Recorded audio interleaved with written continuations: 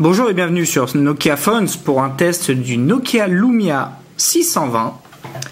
Alors le Lumia 620 c'est un appareil très intéressant, c'est un appareil que j'avais vraiment envie de tester depuis qu'il a été annoncé en décembre dernier.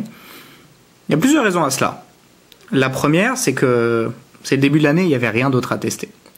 La deuxième c'est que c'est un appareil original parce qu'en fait c'est la première tentative je trouve convaincante de Nokia d'essayer de proposer un Windows Phone sans trop de compromis. J'y reviendrai tout à l'heure dans le test. Et puis la troisième, parce que je trouvais son look très sympathique. Voilà, je vous évite un déballage. Appareil disponible en plusieurs coloris. Pour les propos du test, j'ai la version noire. Alors quand on teste un appareil, il y a plusieurs manières de voir les choses. La première, c'est on cherche absolument le meilleur appareil du monde. Je ne vais pas me placer dans cette optique-là parce que c'est pas le cas du Lumia 620. La deuxième chose, c'est on essaye de regarder concrètement ce que vaut l'appareil par rapport au prix qu'il coûte, aux fonctionnalités qu'il propose et à la concurrence. C'est vraiment dans cette optique que je vais tester le 620.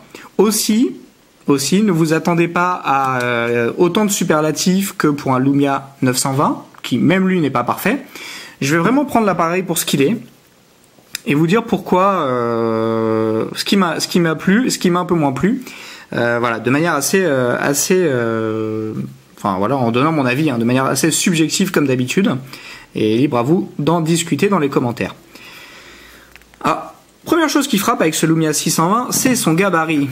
C'est un petit téléphone. On n'a plus beaucoup l'habitude de voir des appareils qui ont ce format-là, 3,8 pouces si j'ai bonne mémoire. L'écran résolution 800-480, donc du classique Windows Phone depuis les premiers.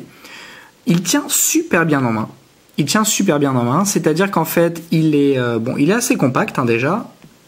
Juste pour comparer par rapport au 920, hop, beaucoup plus long, 3 cm easy de moins en hauteur.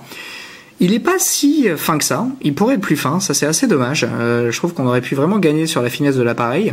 C'est pas grave. Là, ce qui est cool, c'est qu'il a une très bonne prise en main, excellente prise en main, il tient très bien en main, mieux que le 920, mieux que le 820, mieux que beaucoup de téléphones qui sont commercialisés aujourd'hui. Pourquoi ? Parce qu'il a un dos qui est biseauté, donc en fait on voit très bien comme ça. Donc les rebords arrondis, les coques en général sont d'un aspect un peu gomme, ce qui est super agréable en main. Voilà. Sinon, et du coup, en fait, ça glisse pas. Donc ça, c'est plutôt cool. Le 920 qui est parfois un peu... qui peut avoir un petit effet savonnette dans les coloris qui sont plus glossy. Là, on a vraiment quelque chose de mat, quelque chose qui tient bien en main. Et ça, c'est très appréciable. Et donc, qui rentre bien dans le creux de la main, qui est très accessible. Donc ça, c'est un vrai bon point. Voilà, une des particularités de cet appareil, c'est bien sûr ces fameuses coques amovibles. Alors Nokia compte les commercialiser aux alentours de 20 €, je crois, c'est ce qui était annoncé lors de la sortie. Il y a plein de coques très sympas. Moi, mes préférées pour les avoir toutes vues, c'est la noire, parce qu'elle est sobre, même si effectivement on va pas forcément acheter cet appareil-là. Enfin voilà, on passe un peu à côté de l'intérêt de l'appareil parce que c'est les coques amovibles et puis quelque chose d'un peu différent. Mais si vous pouvez avoir une noire dans un coin, c'est plutôt cool parce que c'est vraiment passe-partout. Tellement passe-partout que l'appareil ressemble à s'y méprendre sous certains points de vue à un iPhone. C'est assez intéressant. iPhone 4. Sinon les autres coques qui sont très très sympas, les Cyan. Coque Cyan très jolie, coque Limone qui est la première que j'avais eue dans le premier appareil de test, mais l'appareil était défectueux donc j'ai dû le rendre avec la coque qu'elle a avec. Et puis bien sûr les Magenta dont on a l'habitude. On a des coques plutôt glossy et puis on a des coques plus mates. C'est le cas du cyan, c'est le cas du noir notamment. Le Limone par exemple est glossy, le rouge également. Voilà, donc ça c'est un peu dommage qu'on n'ait pas la coque, mais c'est pas méchant, on va pas juger l'appareil sur les coques disponibles dans la boîte, il y en a qu'une seule, de toute manière, donc il faudra bien faire gaffe le jour où vous les achetez, et puis sinon je vous conseille d'aller faire un tour sur eBay lorsqu'elles seront disponibles, je pense qu'il y aura moyen d'en avoir pour pas très cher. Comment on retire les coques ? On appuie très fort ici, voilà, ça se retire. Alors ce qui est très étonnant dans cet appareil, c'est qu'il est la coque prend tellement de place que même la prise jack est incorporée dans la coque, vous voyez, elle est ici. Et là, si je fais le tour de l'appareil, je n'ai plus d'embout jack. C'est assez marrant. C'est la première fois que je vois ça dans un appareil dont on peut retirer la coque. Voilà. Donc pas de coque, pas de jack.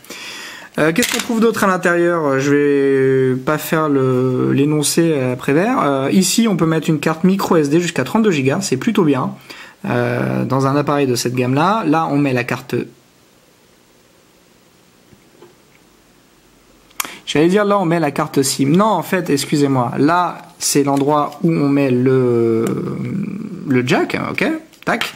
Là, on met la carte micro SD, ok, jusqu'à 32 Go. Et en dessous, quand on retire, je vais le faire, je m'en fous, je suis un malade. On retire ça. Pardon, batterie 1300 mAh. Un petit tiroir très cheap en papier presque, qui abrite la carte SIM, voilà, qu'on peut rentrer, clac. Donc ça, c'est pour l'appareil. On peut remettre tout cela bien en place. Et la coque. Et on a un 620 en parfait état. C'est magique. Voilà pour l'appareil, hein. On peut rapidement parler des specs. Alors, Windows Phone 8, gros point fort de cet appareil par rapport à cette merde de Lumia 510. En gros, pour une différence de prix de 30-40 €, je vous parle pas des tarifs officiels Nokia, je vous parle des tarifs que vous verrez en magasin. Vous avez d'un côté un appareil ancienne génération, sur lequel vous ne pourrez pas profiter de toutes les nouvelles applications, sur lequel vous ne pourrez pas profiter du NFC, sur lequel vous ne pourrez pas profiter des fonctionnalités propres à Windows Phone 8, et elles sont assez nombreuses pour ne pas faire une croix dessus pour 30 ou 40 €. Et donc Windows Phone 8, ça c'est plutôt cool, on a du NFC, on a une caméra frontale, ce qui est assez... Et en plus j'ai même une mise à jour de disponible. On a une caméra frontale, on a un capteur 5 mégapixels dont les photos m'ont très agréablement surpris. Je vous montrerai quelques exemples dans le test. Voilà, en termes de stockage, 8 Go de mémoire interne, mais comptez à peu près la moitié de vraiment disponible, ce qui peut être très gênant. Je vais y revenir très rapidement. Et bien entendu, le support micro SD qui vous permettra de rattacher des fichiers multimédia, donc photos, vidéos et MP3, donc jusqu'à 32 Go. Il y a de quoi voir venir. Du coup, en fait, à quoi vous sert cette mémoire de 8 Go, enfin 4, 5 Go maximum? Elle va vous permettre d'abriter les applications. Donc, autant, aujourd'hui, vous ne pouvez pas abriter les applications, les télécharger dans la carte mémoire. Donc, il faudra être assez... Enfin, ça dépend de quel utilisateur d'application vous êtes, mais si vous êtes très gourmand, vous risquez d'avoir un problème au bout d'un moment, notamment si vous prenez beaucoup de jeux, parce que ça prend de la place. C'est quelque chose à savoir, donc si vous êtes très gourmand en grosse application et que vous n'aimez pas désinstaller des applications, vous allez avoir un problème à un moment. Si au contraire vous utilisez des applications plutôt légères, vous avez tendance à les désinstaller quand vous n'en avez pas besoin, ça devrait bien passer. J'ai une contrainte à savoir. Qu'est-ce qu'on peut dire d'autre sur cet appareil? Bon, très bonne. C'est pas la même qualité de fabrication d'un Lumia qu'un Lumia 920, c'est clair. C'est pas du polycarbonate, c'est pas... On n'est pas dans le même niveau de gamme, donc je vais pas comparer ce qui est pas comparable, mais on a une vraie impression de solidité. J'aurais pas peur de faire tomber cet appareil par terre. J'ai pas non plus... ça fait pas cheap, ok. Alors forcément, quand on le compare à un iPhone, ça fait cheap, mais je compare pas tout un iPhone. Il a juste les mêmes gabarits. C'est pour ça que je me permets la comparaison. Voilà, sinon en termes d'application, pas beaucoup de nouveautés, c'est du Windows Phone 8 tout craché, donc on va avoir toutes les bonnes applications Nokia, dont une certaine quantité déjà préinstallée. L'application Nokia Phone n'est malheureusement pas préinstallée, c'est une honte, mais vous pourrez la télécharger depuis le store très facilement. Voilà, donc pas mal d'applications. On a accès aux applications Windows Phone 8, aucun problème. On a les tuiles redimensionnables dans tous les sens, ok. On a Nokia Music pour écouter de la musique. On a le GPS avec Nokia Drive. Quoi d'autre Voilà, là j'ai trouvé la navigation dans les menus pour être complètement transparent, un chouille moins réactive que ce que propose un Lumia 920. On sent que ça glisse pas pareil. C'est un peu dommage. Bon, en fait, on a un dual-core ici, Snapdragon, mais qui est, je crois, 1 GHz, alors que là, on a 1,5, il me semble, quelque chose comme ça. 50% quand même de puissance en plus au niveau du processeur. Faut bien que ça se sente à un moment. J'ai pas trouvé tant de différence dans le lancement des applications. On peut peut-être faire un test. Je vais essayer de trouver la même application sur les deux appareils. Peut-être Office, tiens, peut-être une bonne idée. Pouf, pouf, pouf. Office, Office, Office. On l'a. 1, 2, 3. Ok, alors c'est un peu plus rapide. C'est pas non plus... Ah, j'ai pas appuyé, ça aide pas. Tout ça pour dire que bon, c'est un petit peu moins rapide. Hein. Forcément, on a à un moment donné, il faut bien que ça vale quelque chose de payer plus cher un appareil. Sinon, on a toutes les fonctions vocales de Windows Phone 8. Donc ça, c'est plutôt cool. C'est-à-dire qu'on peut, prendre des notes de manière vocale, on peut appeler quelqu'un, on peut répondre à un SMS, on peut lancer une application, ouvrir une application comme le calendrier, créer une note directement dans OneNote, plus toutes les applications qui peuvent être compatibles avec les fonctions de dictée vocale. Donc ça, c'est plutôt cool, ça permet vraiment d'élargir la gamme des fonctions vocales. En termes d'autonomie, important l'autonomie, 1300 mAh. Qu'est-ce que ça veut dire concrètement? Ça veut dire que bon, j'ai plusieurs comptes mail en push, j'en ai 2 pour être précis. Je suis en 3G, hein, et je tiens en moyenne 1 jour et demi, 2 jours. Donc j'ai une autonomie très très similaire à ce que j'obtiens avec le Lumia 920. Donc ça, c'est plutôt bon signe, sachant que je suis en phase de test et du coup j'ai plutôt tendance à passer beaucoup de temps sur l'appareil. Donc ça, c'est plutôt bon signe. Je pense que c'est pas un appareil qui va vous lâcher en plein milieu d'une journée. En tout cas, vous tiendrez la journée sans trop de problèmes avec. Ça, c'est plutôt cool. Quoi dire d'autre? Ah, si, quelque chose d'important quand même. Je vais vous parler rapidement. Tenez, je voulais vous montrer quelques photos qui avaient été prises par l'appareil. On peut voir celle-ci, je les rajouterai dans le test, hein, vous inquiétez pas. On a quand même un joli piqué pour du 5 mégapixels. S'il y a un truc quand même à retenir, si vous êtes fan de HSDPA+, 42 mégabits, que vous voulez un smartphone qui va être compatible avec la 4G, ce n'est pas le bon appareil. Il n'est pas compatible, donc vous pourrez aller, je crois, jusqu'à 21 mégabits, ce qui est déjà pas mal. Mais par contre, vous n'aurez pas accès aux fonctionnalités 4G que propose par exemple un Lumia 820 ou 920. Ce sont des choses à prendre en compte si vraiment le débit du réseau est important. Maintenant, si vous êtes sur un compte basique chez un opérateur comme Free ou même Bienju, hein, si vous n'avez pas l'option H+, ça honnêtement ça suffit largement. Voilà ce que je voulais ajouter. Fonction vidéo. Alors, il prend des vidéos vraiment pas mal, hein, vraiment pas mal. Là on a le haut-parleur. Du coup si on met le doigt là, on n'entend plus rien.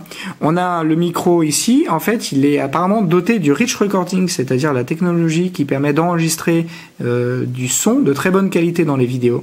C'est l'appareil le plus abordable qui propose cette fonctionnalité. On peut trouver également le 820, le 920, le 808 PureView. Mais ce petit 620 est le seul à proposer cela à cette gamme de prix. Voilà. Pour terminer, le Lumia 620, c'est un vrai coup de cœur pour moi. C'est un appareil très agréable à tenir en main, à avoir dans la poche. On n'a pas de compromis sur Windows Phone 8, ce qui n'était pas le cas du 610 l'année dernière, dans lequel on avait une version un peu bridée, sur laquelle on pouvait pas faire tourner toutes les applications. Là, tout tourne. J'ai tout fait tourner, même des gros jeux. Voilà, donc ça c'est plutôt bien. On a un vrai Windows Phone 8, on a un vrai smartphone moderne. Il n'y a pas de raison, parce qu'on veut pas mettre 500 € dans un smartphone, qu'on n'ait pas toutes les fonctionnalités modernes. Donc ça, j'en démords pas, le 510 c'est une merde, celui-ci est l'appareil que nous vous recommandons. Attendez un peu, surveillez les prix sur le net, vous verrez que la différence entre les deux appareils ne vaut pas ce que vous allez perdre en prenant un 510. Donc voilà, très bon appareil, vous pouvez le renouveler très facilement en changeant les coques, il est solide. Il a une autonomie très correcte pour un smartphone. Je suis assez agréablement surpris. On a enfin une proposition Windows Phone 8 qui tient la route dans cette gamme de prix. On avait le HTC 8S également, mais qui comportait quelques lacunes assez importantes, notamment pas de port micro SD, donc pas de mémoire extensible, très gênant quand on a une faible mémoire interne, et également pas de caméra frontale, ce qui peut vous servir si vous faites du Skype par exemple. Donc voilà, pour toutes ces raisons, je recommande chaudement le Lumia 620, ce petit coup de cœur de ce début d'année pour moi. Très content, c'est un appareil qui marche pas sur les plates-bandes du reste de la gamme Lumia sous Windows Phone 8.